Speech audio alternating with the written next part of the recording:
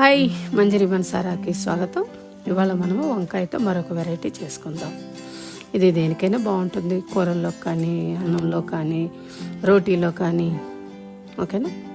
ఒక ప్యాన్ పెట్టుకొని కొంచెం ఒక గుప్పిడంతా వేరుశనగపప్పు, చిన్న ముక్క ఎండుమిర్చి, ఒక స్పూను నువ్వులు, అది ఆయిల్ లేకుండా వేగించుకొని పౌడర్ కొట్టుకొని ఉంచుకున్నాం.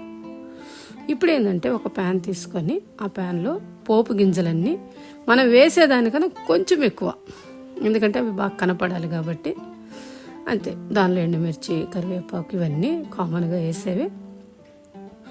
ఏంటంటే కొంచెము ఉల్లిపాయలు, పచ్చిమిర్చి కావాల్సినవన్నీ కూడా వేసుకుంటాము.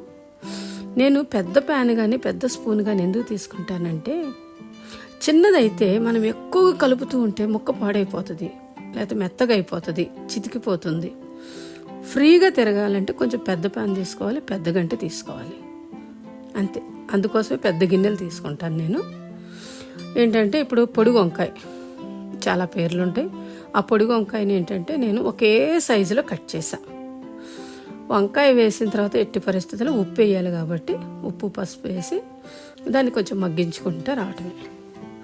ఇది ముద్ద కూర కాబట్టి కొంచెం మసాలాలు తప్పవు. ఒక అర స్పూను అల్లం వెల్లుల్లిపాయ పేస్టు, మీరు వద్దనుకుంటే అది కూడా తీసేయచ్చు, బట్ వేస్తే బాగుంటుంది. అంతే, ఈ వంకాయ చాలా త్వరగా మగ్గిపోద్ది. ఒక స్పూన్ కారం వేసుకొని ఆ లాస్ట్లో ఆ పొడి మసాలా అన్నమాట. కొన్ని కూరలకి మనం యాడ్ చేసే మసాలాలకే టేస్ట్ వస్తుంది. వంకాయ అన్నాక నువ్వులు పడాలి, వేరుశనగపప్పు పడితే దాని ఫ్లేవర్ చాలా బాగుంటుంది, టేస్ట్ బాగుంటుంది. అంతే, ఇది పెళ్ళిళ్ళలో పెడుతుంటారు, ఫంక్షన్లో పెట్టుకోవచ్చు. ఓకేనా? బాయ్.